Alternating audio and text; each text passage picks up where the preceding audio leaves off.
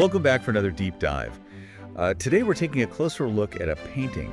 Well, it's more like a visual puzzle, I guess you could say, packed with symbolism. We're going to be looking at Cupid complaining to Venus. Oh, fascinating choice. It's by the incredible Lucas Cranach the Elder. The Elder, yes. At first glance, it seems simple enough. Right. Cupid, the god of love, Yeah. is in agony after a bit of a run-in with some bees. Poor Cupid. And he's seeking comfort from his mother, Venus. Yeah, what's so captivating about this piece is how that initial simplicity, unravels to reveal layers upon layers of meaning. Right. You've got classical mythology in there. Of course. Biblical parallels, even a glimpse into 16th century Saxon high fashion. Wow. It's almost as if Cranach is inviting us to play a game of symbolic hide-and-seek. Okay, I love that. So let's start with the central figures. Okay. You've got poor Cupid. His face is just contorted in pain. He's Yeah. pointing at the honeycomb and the bees that caused his distress. Right. It sets up this immediate idea of pleasure and its consequences, doesn't it?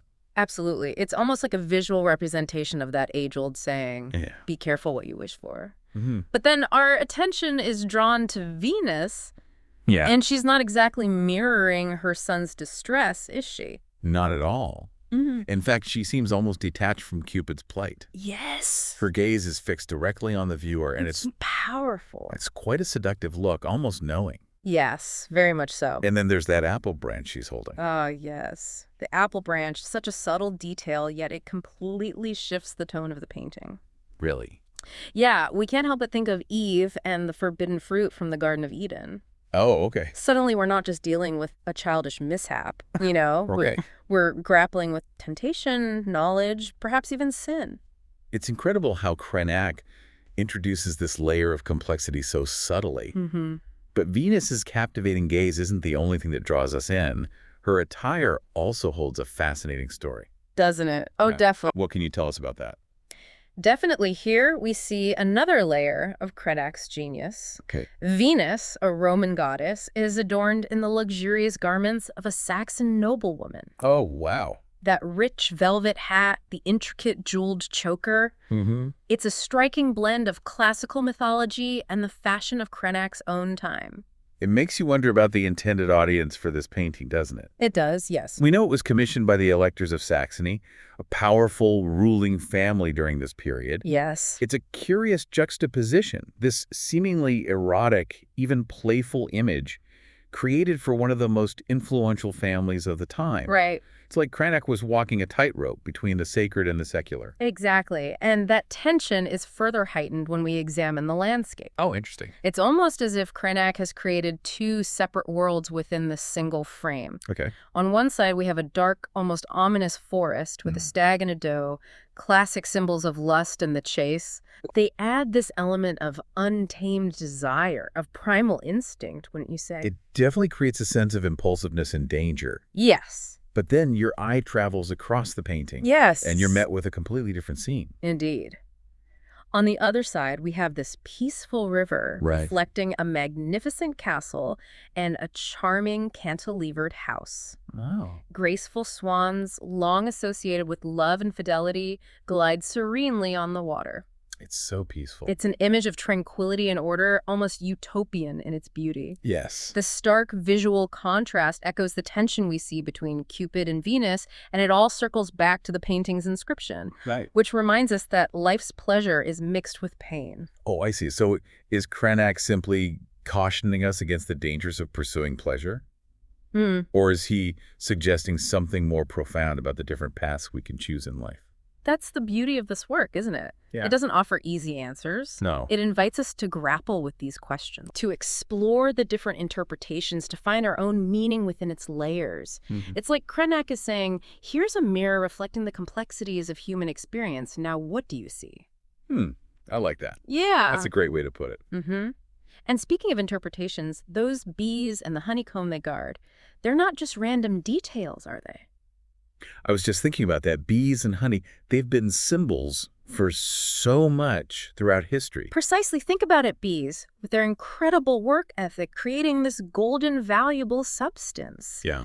They've often been linked to concepts like hard work, reward, even divine power in some cultures. So is it possible that Cupid in trying to snatch that honey was trying to take a shortcut to pleasure or reward. And in doing so, he got a harsh reminder that sometimes the easy path isn't always the wisest. It's a compelling interpretation, isn't it? Especially when you consider the historical context. Right. This was the 16th century, a time of immense religious and social upheaval. The Reformation was challenging the very foundations of the Catholic Church, including the idea of indulgences, essentially, paying for forgiveness of sins. Oh, I see where you're going with this. Yeah. So while Cupid might be experiencing the sting of his hasty actions, could it also be a subtle commentary on the idea of seeking shortcuts to spiritual reward? Possibly, yeah.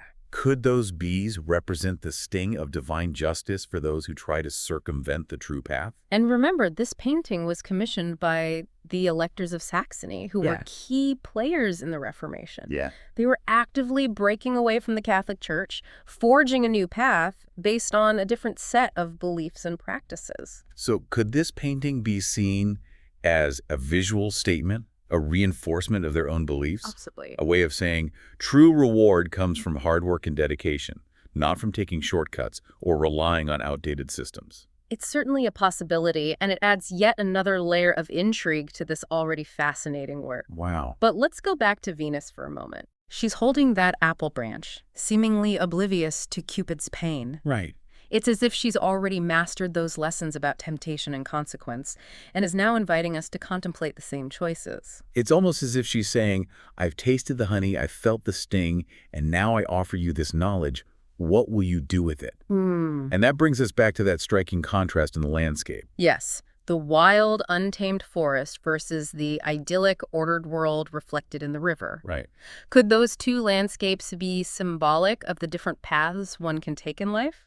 The impulsive path of immediate gratification, symbolized by Cupid in the forest, versus a more deliberate, perhaps more fulfilling path, represented by Venus and the serene landscape on the right. Precisely. And remember, Cranach was living in a time of immense change. Yeah. The world was shifting, old systems were crumbling, and new ideas were taking root. This painting could be seen as a reflection of those turbulent times, a visual exploration of the choices individuals and societies faced as they navigated this uncharted territory. So, in a sense, this painting is not just about a boy getting stung by bees. Right. It's about the choices we make, the consequences we face, and the different paths we can forge in a world that's constantly evolving. It's fascinating how a seemingly simple scene can hold so much depth and complexity. It really is. It's like peeling back the layers of an onion, revealing new insights with every observation. And that's a hallmark of great art, isn't it? Yep. It sparks curiosity, challenges our assumptions, Right. and it encourages us to delve deeper into the world around us. Absolutely. And speaking of delving deeper, Yeah. you mentioned earlier that the theme of bees and honey Right. appears in other Renaissance works. It does. I'm curious to explore that connection further. Yeah, during the Renaissance, there was this revival of interest in classical mythology and symbolism. Okay. Artists and writers often drew inspiration from ancient Greek and Roman sources, reinterpreting them for a contemporary audience. I see. Bees, with their association with hard work, community, and the sweetness of honey, became a popular motif in art and literature. So they weren't just random insects buzzing around in the background. Oh, not at all. They carried a lot of symbolic weight. Exactly. For instance, if we look at Titian's Venus with an organist and Cupid, Oh, yeah. which was painted around the same time as Cranach's Cupid complaining to Venus, Okay. we see a similar interplay of love, pleasure, and the potential for pain. Oh, I love that painting. The way Titian captures the sensuality of the scene, Oh, it's beautiful. the rich colors, the interplay of light and shadow. It's mesmerizing. It is, isn't it? And notice how Cupid, in that painting, is holding both a honeycomb and his arrows. Oh, okay. It's a visual reminder of his dual nature. He can bring both sweetness and sting. Just like the bees in Cranach's painting. These- They represent both the allure of reward and the potential for pain. Precisely. And then you have the organist adding another layer of symbolism. Okay. Music, like honey, was seen as a source of both pleasure and temptation. Interesting. It could uplift the soul or lead to distraction and indulgence. It's as if Titian is presenting us with a choice. Will we use music, and by extension, the other pleasures in life, for good or for ill? It's a theme that resonates deeply with Cranach's painting as well. It does, yes. Both artists seem to be grappling with this idea of balance. of recognizing that life is full of both light and shadow, Yeah. sweetness and sting. It's not about avoiding pleasure altogether, but rather approaching it with a sense of awareness and moderation. Exactly. And that brings us back to Cupid complaining to Venus. Yes. This painting is not just about a childish mishap. No. It's a meditation on the complexities of human desire, the choices we make and the consequences we face. And that inscription at the top of the painting, Yes. reminding us that life's pleasure is mixed with pain. Right. It's like a gentle nudge from Cranach, encouraging us to savor the sweetness of life while acknowledging that a little sting might be lurking around the corner. I love that takeaway. It's not about being afraid of the sting, but rather embracing life's fullness with all its complexities and contradictions. Exactly. And ultimately, that's what makes both of these paintings so enduring and thought-provoking. Yeah. They don't offer easy answers or moral pronouncements. They invite us to engage with their symbolism, to explore different interpretations, Right. and to draw our own conclusions about the world and our place in it. So what does all this mean for you, dear listener? Well, the next time you encounter a bee buzzing around a flower, maybe take a moment to appreciate its intricate beauty, Yeah. its vital role in our ecosystem, and yes, even the sweetness it brings to the world. And perhaps like Cupid in Cranach's masterpiece, it might serve as a reminder to approach life's pleasures with a sense of awareness and balance, knowing that even a little sting can sometimes lead to the most valuable lessons. Beautifully said. Thank you for joining us on this deep dive into the world of art, It's been a pleasure. symbolism, and the ever-fascinating complexities of the human experience. Until next time, keep exploring, keep questioning, and keep those minds buzzing.